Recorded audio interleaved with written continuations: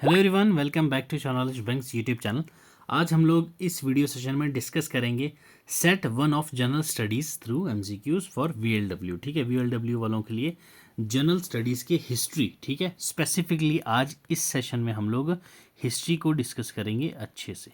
ठीक है, मैंने आपको पहले ही बोला था हिस्ट्री के ये जो जीएस वाला पोर्शन है आपका, हिस्ट्री पॉलिटी इकोनॉमी, ये और प्लस साइंस वाला पोर्शन, इसमें हम लोग पर डे, ठीक है, कितने 5 एमसीक्यूज़ को डिस्कस करेंगे विद आंसर्स, मतलब कि एलोबरेट करके जो एक टॉपिक पे जो आपका क्वेश्चन होगा उस टॉपिक को अच्छे से डिटेल में डिस्कस करेंगे ताकि आपके एक क्वेश्चन में से 4 क्वेश्चंस और सॉल्व हो जाएं। मतलब कि 5 × 4 5 क्वेश्चंस होंगे, 4 ऑप्शंस के साथ हम डिटेल में डिस्कस करेंगे तो वो हो जाएंगे आपके 20 क्वेश्चंस। क्लियर? 5 क्वेश्चन इसलिए मैंने मिनी मॉक्स इनको कहा है, दैट इज़ मिनी मॉक्स हम लोग डिटेल में डिस्कस करेंगे। ये आपका है GS through MCQs practice set 1 for VLW. ठीक है, आज वाले जो सेशन में हम लोग डिस्कस करेंगे हिस्ट्री को। चलो भाई, बिना टाइम वेस्ट किए स्टार्ट करते हैं। तो स्टार्ट करने से पहले हर एक लेक्चर की पीडीएफ, ठीक है, बच्चे कमेंट सेक्शन में पूछते हैं तो पीडीएफ आपको भाई हमारे इस वाले टेलीग्राम चैनल पे मिल जाएगी, तो ये याद से ये ज्वाइन कर लेना। इंस्टाग्राम फॉर रील्स, ठीक है, शॉर्टकट, जैसे कोई इंटरनेशनल ऑर्गेनाइजेशन है, नेशनल ऑर्गेनाइजेशन है, तो उसको मैं शॉर्ट में रील्स के थ्रू यहाँ डाल देता हूँ, प्लस करंट अफेयर के कुछ इवेंट्स भी यहाँ पे आपको मिल जाएंगे। और एक्स का अकाउंट हमारा ये दैट इज़ ट्विटर, यहाँ पे ज़रूर से याद कर ज्वाइन कर लेना। यहाँ डेली के थ्रेड्स आपको मिल जाएंगे, जैसे कोई प्लेस इन न्यूज़ है या फिर कोई अपना कोई भी इन्वायरमेंट से रिलेटेड कुछ न्यूज़ में है, न्यूज़पेपर की जो आर्टिकल डिस्कशन है वो यहाँ पे मैं रोज़ अपलोड कर देता हूँ। और कोई आपका सवाल हो जो आपको पूछना हो तो आप यहाँ पे मेल कर सकते हैं, किसी भी क्वेश्चन पेपर, ठीक है, कोई भी आपका प्रीवियस ईयर पेपर हो या फिर क्या कोई आपने एग्ज़ाम दिया है उसको आपको डिटेल में एनालाइज करवाना है तो यहाँ पर मेल कर दीजिएगा, हम लोग उसको आपको एक्सप्लेन करके यूट्यूब वीडियो में डाल देंगे। क्लियर? चलिए, क्वेश्चन फर्स्ट देखिए भाई, who established relation with Roman empire. ठीक है, रोमन अम्पायर की बात की गई है तो पहले हम लोग रोमन अम्पायर की बात कर लेते हैं, फिर जाएंगे ऑप्शंस पे। देखो भाई, रोमन अम्पायर के साथ ट्रेड किसने बना रखे थे रिलेशंस, ये आपसे पूछा गया है। चेराज, वेस्टर्न शाकाज, वकाटाकाज या फिर कुशंस, या इनमें से कोई भी नहीं। ठीक है, तो रोमन अम्पायर जो था ये हमारे इंडिया से, क्लियर, इंडिया से इंपोर्ट करते थे, क्या इंपोर्ट करके ले जाते थे ये क्या क्या चीज़ें भाई। एक तो इंडियन लाइम, ओके, इंपॉर्टेंट है भाई, आपके जेके पीएससी में भी काम आएंगे और फा के एग्ज़ाम में भी काम आएंगे, इस चीज़ के नोट्स बना के रखना। ये इंडियन लाइम, ये आपको पीपीटी मिल जाएगी विद डिस्कस्ड आंसर्स, ठीक है, एक्सप्लेनेशन के साथ आपको पीपीटी मिल जाएगी इसकी, आप उससे बेफिक्र रहो। प्लस पीच, ठीक है, ये यहाँ से ये इंपोर्ट करके ले जाते थे। और जितने भी इंपॉर्टेंट फ्रूट्स होते थे, ठीक है, ये सब क्यों लेके जाते थे, ये इनकी मेडिसिन्स बनाते थे। क्लियर भाई, मेडिसिन्स के काम आती थी इनकी, तो ये सब यहाँ से इंपोर्ट करते थे। प्लस जो हमारा वेस्टर्न इंडिया था उस टाइम का, तो वो इनसे एक्सचेंज में एज अ रिजल्ट ये रिसीव करते थे उनसे लार्ज अमाउंट ऑफ, ठीक है, large amount of gold. Clear, large amount of gold during this time. Roman में उस टाइम पे गोल्ड हुआ करता था तो ये चेंज किया करते थे। अब आपको उस टाइम पे याद होगा इंडिया में, ठीक है, आइकोनोग्राफिक फॉर्म्स काफ़ी थी जिसमें ग्रीक, ओके, ग्रीक हो गया, मेसोपोटामिया हो गया, जोरास्ट्रियन हो गया, ये सारी की सारी इंडियन मैथोलॉजी में आपको देखने को मिलती है एज अ इम्पॉर्टेंट एविडेंट के भाई हाँ, रोम के साथ हमारी ट्रेड रिलेशनशिप थी। तो ये सब कहाँ पे छपे होते थे, ये जो आपको मैथोलॉजी, इंडियन मैथोलॉजीज की फॉर्म्स और आइकोनोग्राफिक कहाँ देखने को मिलती थी, कॉइन्स में। ठीक है, कॉइन्स में, तो गोल्ड कॉइन्स मैक्सिमम जो हमारे किंग्स थे वो यूज़ करते थे। तो ये गोल्ड आता कहाँ से था, तो ये रोम से आता था। तो अब आते हैं ऑप्शंस में कि भाई रोमन अम्पायर के साथ ट्रेड रिलेशंस किसके थे, चेराज के थे, वेस्टर्न शाकाज के थे, वकाटाकाज के थे, या कुशन्स के थे। तो ये थे कुशनाज। ठीक है, कुशनाज के रिलेशंस काफ़ी अच्छे थे रोमन अम्पायर के साथ। क्लियर है भाई? एक क्वेश्चन आपका क्लियर, देख लो एक क्वेश्चन में हमने कितनी सारी डिटेल डिस्कस कर ली है। क्लियर? चलें आगे, चलिए भाई। ठीक है, ये सारी आपको एक्सप्लेनेशन आपको पीपीटी में मिल जाएगी, पीपीटी आपकी भाई साहब डल जाएगी after the lecture. Clear? Question 2 देखिए, Muslim ruler whose empire was regarded as the part of दारुल इस्लाम। ठीक है, कौन सा मुस्लिम रूलर था जिसका अंपायर रिगार्ड किया जाता था एज अ दारुल इस्लाम? रजिया सुल्तान, इल्तुतमिश, नसीरुद्दीन या फिर बलबन?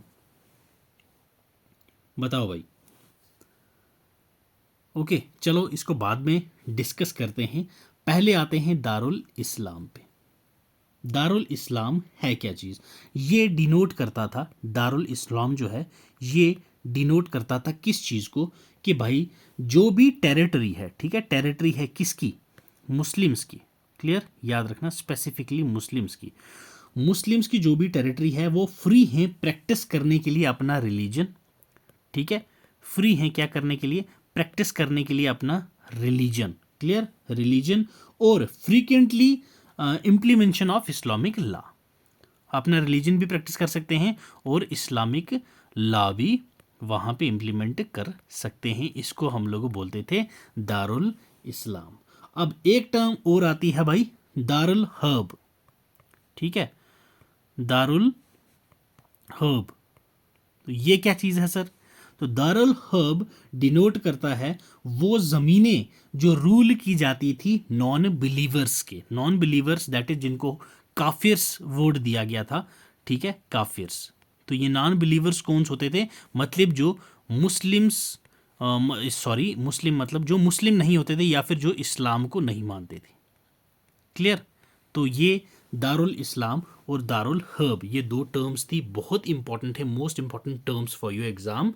ये दो टर्म्स आपने याद रखनी है, दारुल इस्लाम, दारुल हर्ब। क्लियर? यहाँ तक कोई डाउट? अब आते हैं क्वेश्चन पे कि दारुल इस्लाम किसका अंपायर था? रजिया का था? बिल्कुल नहीं। इल्तुतमिश का था? बिल्कुल नहीं। नसीरुद्दीन का था? बिल्कुल नहीं। बलबन का था? बिल्कुल नहीं। इनमें से किसी का नहीं था? बिल्कुल हाँ भाई, इनमें से वो कोई भी नहीं था। तो ऑप्शन ई हमारे पास इसका आ गया करेक्ट आंसर। अब डिस्कस करते हैं कि भाई साहब ये था किसका। क्लियर? ये काफ़ी वास्ट अंपायर था जो दारुल इस्लाम के अंडर, दारुल इस्लाम जिसके अंडर हुआ करता था, तो वो एक मुगल रूलर थे। कौन थे भाई? मुगल रूलर। तो कौन से मुगल रूलर भाई? तो थर्ड मुगल रूलर। ठीक, कौन से थर्ड मुगल? सर ये क्या गेम खेले जा रहे हो, सीधा सीधा बोलो। तो ये थे भाई मुगल एम्परर अकबर। ठीक है, अकबर। क्लियर? यहाँ तक कोई डाउट है तो पूछ लो भाई। ये मुगल डायनेस्टी के रूलर थे, ये तीसरे मुगल रूलर थे। ठीक है, greatest emperor in Indian history हैं जो अकबर को कहा जाता है। क्लियर? यहाँ तक कोई डाउट? क्लियर है कि भाई? दो सवाल आपके हो गए हैं यहाँ पे ख़त्म। देख लो, दारुल इस्लाम, दारुल हर्ब, अकबर, मुगल डायनेस्टी, ये सब आपने इस क्वेश्चन में सीखा भाई। चलो मूव टू नेक्स्ट क्वेश्चन। ये सारी यहाँ पे सारी एक्सप्लेनेशन दे रखी है, आप लोग को पीपीटी मिल जाएगी, वहाँ से इसकी एक्सप्लेनेशन को रीड कर लेना एक बार, आपको रिवीजन के लिए काफ़ी हेल्पफुल रहेगा। नेक्स्ट क्वेश्चन देखिए, तुगरिल खान।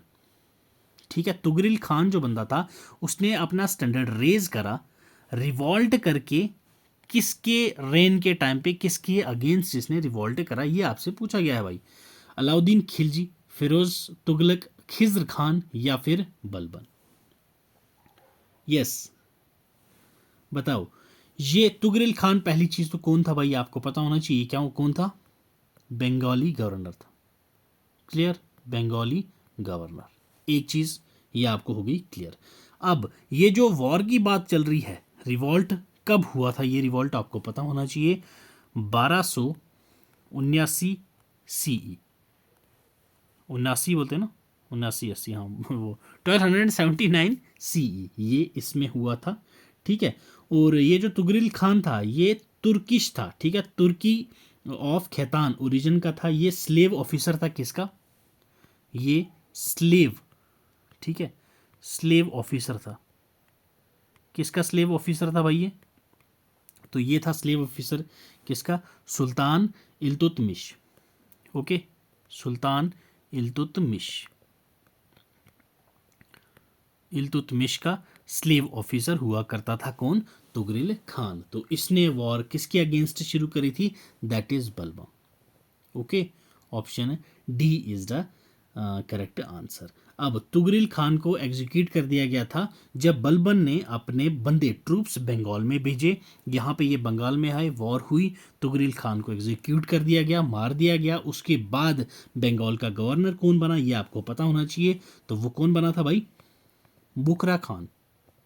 ठीक है, बुखरा खान। ये कौन आदमी था भाई? ये था बलबन का बेटा, सन ऑफ बलबन।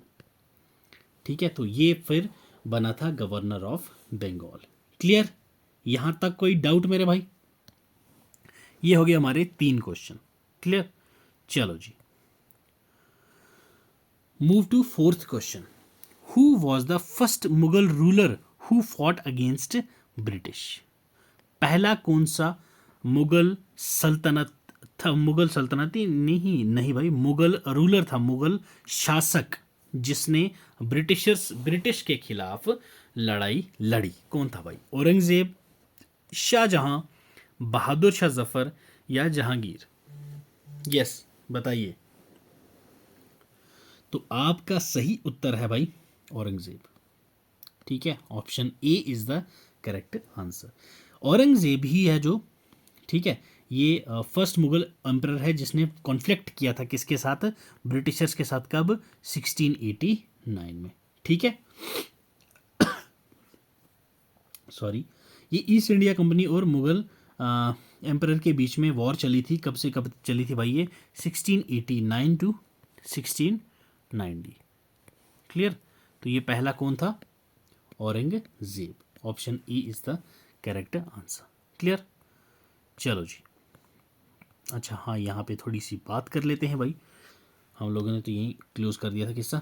अब नेक्स्ट वन इज, अब जीकेएसबी का एग्जाम आ रहा है आपका, तो उससे रिलेटेड शाहजहां प्लस जहांगीर, ये दोनों आपके लिए इम्पोर्टेंट हो जाएंगी। ये दोनों किस लिए इम्पोर्टेंट हो जाएंगी? शाहजहां ने क्या क्या बनवाया था भाई? नूरी छंब आपको पता है कहाँ पे है ये? पुंछ में। किसके लिए? नूरजहान के लिए बनवाया गया था। उसके बाद यहाँ पे चश्मा शाही, ठीक है, चश्मा शाही इनके द्वारा बनवाया गया। और उसके बाद मुगल गार्डन्स यहाँ श्रीनगर में, इनके द्वारा बनवाया गया। ओके, उसके बाद हाँ, ये सब चीज़ें हैं जो शाहजहां और जहांगीर के द्वारा यहाँ पे कश्मीर में बिल्डअप की गई भाई। और भी काफ़ी हैं आपके जेकेपीएससी और स्टेट पीसीएससी और यूपीएससी के रिगार्डिंग, बट आपके इस एग्ज़ाम में कोई काम का नहीं है, तो लंबा हम नहीं खींचेंगे भाई इसको। चलो, next one is, which of the following were the social reforms introduce by William Bentinck? William Bentinck के द्वारा कौन सी सोशल रिफॉर्म्स इंट्रोड्यूस की गई थी? ठीक है, चलो जी, सोशल रिफॉर्म कौन कौन सी इंट्रोड्यूस की गई थी, इनमें से मतलब विलियम बेंटिक ने क्या क्या किया था वो आपको बताना है। 4 पॉइंट्स हैं, 4 में से कौन सी सही है कौन सी गलत है वो आपने बताना है। Abolition of sati, abolition of slavery, removal of disabilities due to change of religion, या suppression of organised bands of thugs? Correct answer आपको बताना है इन चारों में से कौन कौन से सही है। 1 3 4, 1 2 4, 1 2 3 4 या 1 2, या इनमें से कोई भी सही नहीं है। तो भाई बात हो रही है यहाँ पे विलियम बेंटिक की, तो चलो थोड़ी सी विलियम बेंटिक के बारे में जान लेते हैं भाई।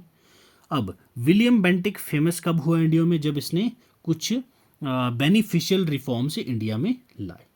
ठीक है, पहली चीज कंपनी की एडमिनिस्ट्रेशन में, ठीक है, कंपनी की एडमिनिस्ट्रेशन में जब लोगों को जॉब्स मिलना शुरू हुए, ठीक है, तो वो किसके टाइम पे हुए थे? विलियम बेंटिक के टाइम हुए थे। इंडिया को जॉब्स मिलना कंपनी के एडमिनिस्ट्रेशन में शुरू कर दिया था इसने। और कोर्ट ऑफ लॉ में अलाउड हो गए थे इंडियंस किसकी? मदर टंग में बात करने के लिए। ठीक है, जो हमारी मातृभाषा है, मदर टंग, उस लैंग्वेज में हम लोग कोर्ट में बात कर सकते थे। राजा राम मोहन रॉय के साथ मिलके और बाकी जितने सोशल रिफॉर्मर्स थे उनके साथ मिलके इन्होंने इवल प्रैक्टिसेस जो थी किसकी? सती की, उसको रोकने की कोशिश करी। ठीक है, सती प्रैक्टिस। तो यहाँ तो एक तो आपके पास आ गया भाई option. Clear? Option 1 is correct. एक जहाँ जहाँ है चारों में है भाई, तो आगे देखना पड़ेगा आपको और कौन कौन सा है, ठीक है। उसके बाद बेंटिक एग्री हुआ था और उसने लॉ पास किया था कब, सती के ही रिलेटेड लॉ पास कब हुआ था भाई, याद रखना है ये 1829 में, ठीक है। 1829 में लॉ पास हुआ था to ban the practice of sati practice, evil practice of sati, ठीक है। तो इसको बैन किया था हमने 1829 के लॉ के अंडर, क्लियर। अब उसके बाद विलियम बेंटेक के ही टाइम पे इंग्लिश रूलर जो थे उन्होंने ट्राई किया था एरेडिकेट करने का, क्या, सोशल इविल्स, ठीक है, जो भी इंडियन सोशल रिफॉर्मर्स थे उनके साथ मिलके, सोशल इविल्स, ठीक है, सोशल इविल्स जितने भी थे तो उनको ये इन्होंने बाइकआउट किया था, ठीक। उसके बाद removal of disabilities due to change of religion, ये भी हाँ इन्होंने रिफॉर्म्स लाए थे इसमें। सुप्रेशन जो थे उसमें ऑर्गेनाइज किए थे बैंड्स ऑफ ठग्स, जो ठग्स वगैरह थे, लुटेरे वगैरह थे, उनके अगेंस्ट भी इन्होंने लॉ एंड बनाए थे। एबोलिशन ऑफ स्लेवरी की बात इन्होंने नहीं की थी, तो सेकंड को छोड़ के बाकी सब सही हैं, तो that is option A is the correct answer, ठीक है। यहाँ तक था आपका ये आज का छोटू सा प्यारा सा सेशन। तो आई होप सो ये जो सेशन था छोटा सा, तो ये आपके लिए फ्रूटफुल रहा होगा। अगर आपको ऐसे ही मिनी मॉक्स मतलब छोटे छोटे सेशन पसंद हैं तो कमेंट सेक्शन में ज़रूर बताना, तो मैं सारे पोर्शंस के ऐसे ही छोटे छोटे मिनी मॉक्स आपके लिए, छोटे क्वेश्चंस में बड़ी नॉलेज, ठीक है, छोटे क्वेश्चंस बड़ी नॉलेज आपके दिमाग में छोड़ के जाने की कोशिश कर रहा हूँ मैं इन सेशन से। अगर आपको पसंद आए हो तो कमेंट सेक्शन में ज़रूर बताना कि ऐसे ही लाओ, तो मैं सारे मॉक्स ऐसे ही लाऊंगा आपसे, अब से MCQ सीरीज जो भी होंगी ऐसे ही लाऊंगा। अगर आपको वही पुराने वाली चाहिए तो मैं वैसे ही लाऊंगा जिसमें 30 क्वेश्चन, 20 क्वेश्चन, 25 क्वेश्चन वाले जो सीरीज चलता है रैपिड फायर टाइप में, तो वो भी मैं ले आऊँगा। तो चलो, वीडियो अच्छी लगी हो तो लाइक करना, वीडियो अच्छी ना लगी हो तो डिसलाइक करके कमेंट में ज़रूर बताना कि क्यों आपको अच्छी नहीं लगी। चैनल पर नए हो तो सब्सक्राइब कर देना। Till then, God bless you, keep learning, keep sharing.